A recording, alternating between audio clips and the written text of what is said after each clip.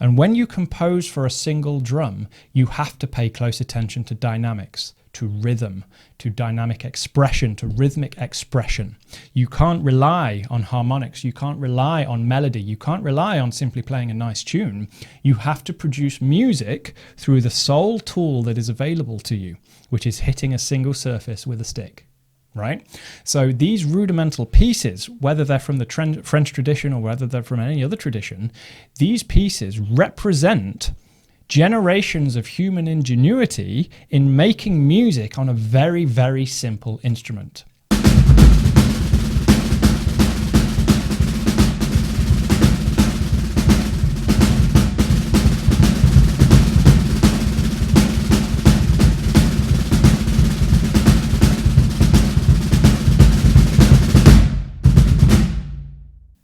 Hello, my name is Jonathan Curtis, and today I'm going to share with you my approach to engaging with the rudiments to improve your drumming. In my experience as a musician and a teacher, I often encounter two problems that students have when it comes to engaging with the rudiments. The first is they don't really understand how and why, so they end up practicing a paradiddle on a pad for hours just because they feel they should, but they don't really understand why, and therefore they don't get any benefits from that. And secondly, people sometimes push back against the word rudiment because they fear that it is going to commit them to being some kind of rudimental drummer, committing them to a lifetime of playing traditional rudimental snare drum solos, when actually they'd rather be doing something different on a drum kit. So I'm going to try and address both of these concerns today by tackling the fundamental issue, which is having a strong understanding of not only how, but why the rudiments are important.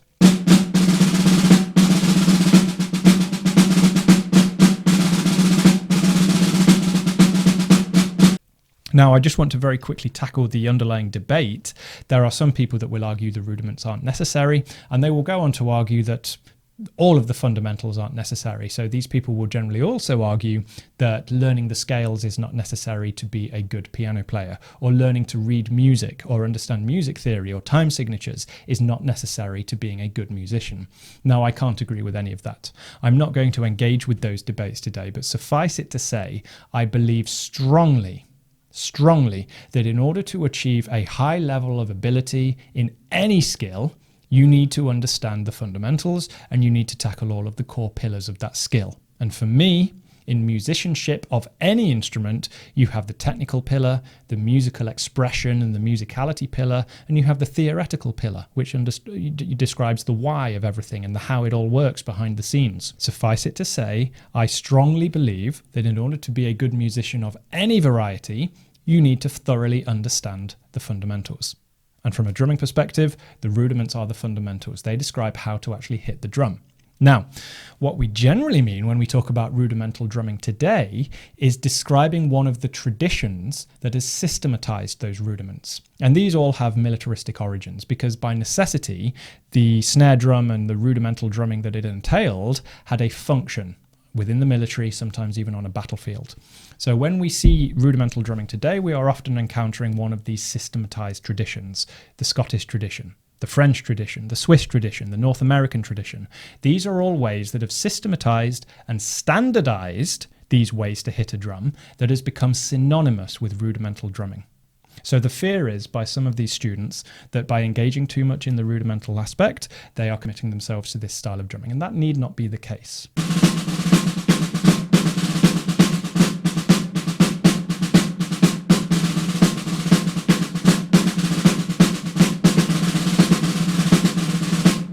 So first of all, with regards to the why do we need to study the rudiments? Well, as I've already said, from a technical perspective, the rudiments describe the ways in which it is possible to actually hit a drum. Single strokes, we can produce a steady roll. It's just simple technique. How am I making a sound on the drum? Double strokes, well, I'm just doing it 2 times per hand. Paradiddles, well, what are paradiddles? Paradiddles are essentially just combinations of single strokes and double strokes. And then things like paradiddle diddles are just extensions of that. It's more double strokes following a single stroke.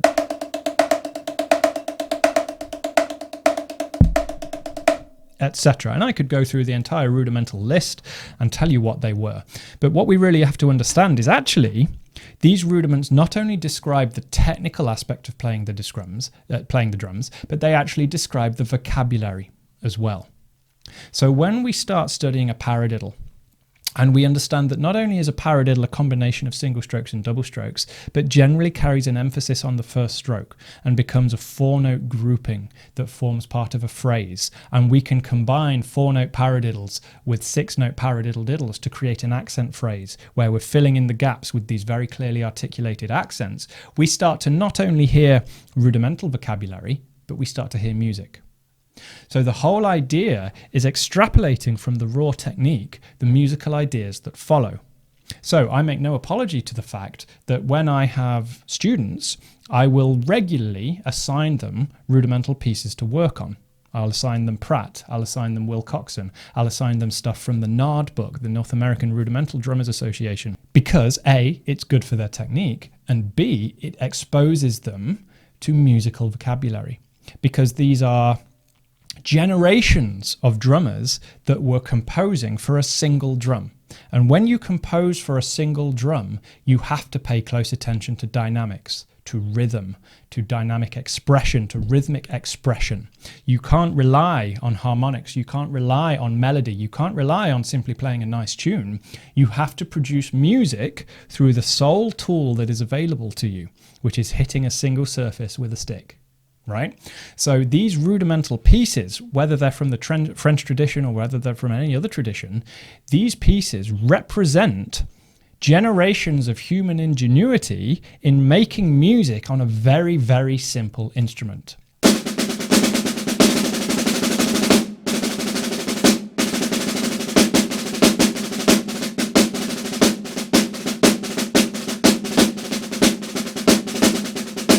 So when you are studying someone like Pratt and you see the way that he weaves a 5-stroke roll into a flamacue, into a paradiddle, and you stop seeing these as strictly assigned textbook things that you can't remember the name for, and instead you see them as these really quite brilliant musical ideas, suddenly this door opens to you as to how you can make music on the simplest instrument in the world, which is hitting something with something else. So what I'm really trying to get across here is that you have to stop seeing the rudiments as just a paradiddle. And instead, you start seeing the rudiment as a means to make music. Now, that seems obvious on the one hand, and it seems a bit wishy-washy on the other. But what I mean has very practical applications. What I'm referring to has very practical applications. When you practice a rudimental piece, you are hearing music, you are seeing music, and you are learning to produce that music just with a pair of sticks. So when you practice a paradiddle in isolation, all you are doing, essentially, is showing your brain, your nervous system, how to play a set pattern. And that's valuable in the first instance. It's about as valuable as learning how to pronounce a word when you're learning a foreign language. But as soon as you've learned how to pronounce that word, what do you have to do? Well, you have to go and put it into a sentence. You have to go and speak to somebody with it. So it's no good claiming to learn Japanese simply by learning how to count to 10. Simply by learning the days of the week, simply by learning the months. You have to learn how to put these words together to form sentences so that you can go and communicate with somebody. And it's exactly the same thing here. So if your entire engagement with the rudiments has been sitting practicing a paradiddle at 60 BPM for 10 minutes at a time, my advice to you would be to stop doing that straight away and to go and look at some material that happens to have paradiddles in it. If you've been practicing paradiddles for 60 BPM for 10 minutes at a time for a few weeks, you can already play a paradiddle. Don't worry about that. Start looking at how these paradiddles are applied and combined in order to produce some music. So this is where the rudimental repertoire is so valuable, because when you take someone like Pratt and you have a phrase, I'm paraphrasing here, but you might have something like this.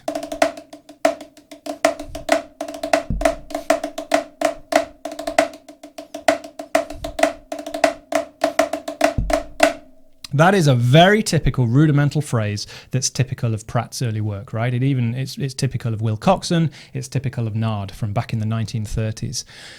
This is a far better use of your time, because not only are you having to learn articulation, dexterity, dynamics in producing the material, in playing those paradiddles, in playing those rolls, in playing those flammecues, but you're learning how to combine them to create a musical phrase that sounds good.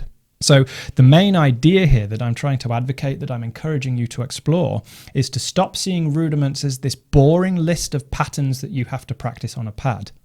These are the building blocks for making music, and they are the building blocks for teaching your hands, teaching your nervous system, teaching your mind to put these building blocks together to create musical phrases, to create rhythmic phrases.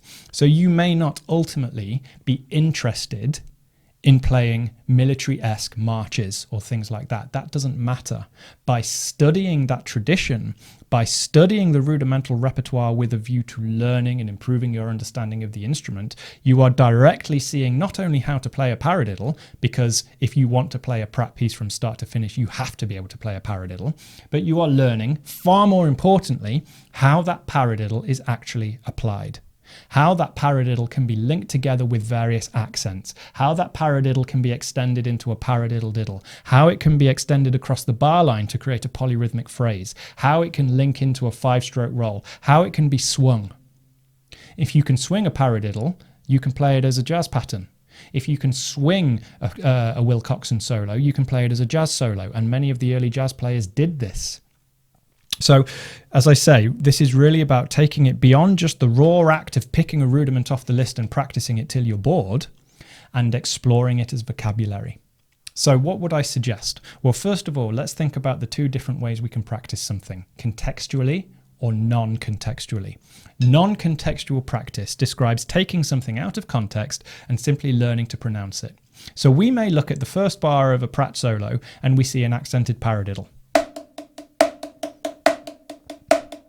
And we may try that and we may feel it is difficult. So we say, okay, it is worth my time dedicating a bit of my practice session to practicing an accented paradiddle. Paying attention to the stick heights, paying attention to how the fingers engage to produce the taps, how the wrists engage to produce the accent, and all of the minutiae that go into the technical execution. This is a very important stage, but it is just the first stage.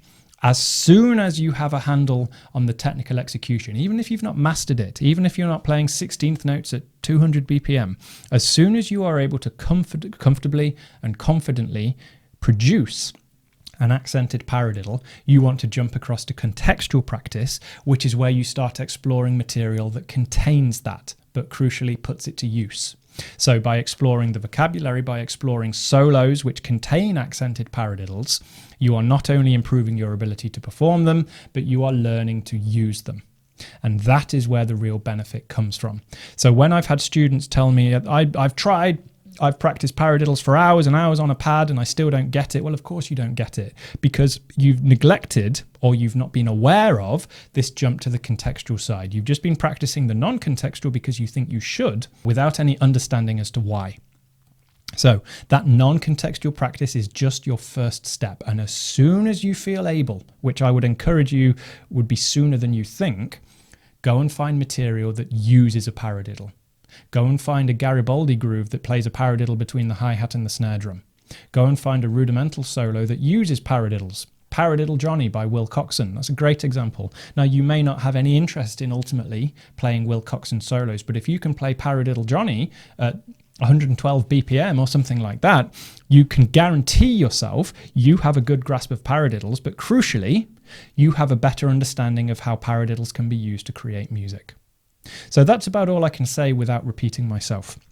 So I would really encourage you all, yes, spend a bit of time with the non-contextual side of learning how to pronounce the rudiments, but don't get hung up on the names. Don't get hung up on the lists. Well, what's a flammeque? What's a triple ratamacue? The names don't matter.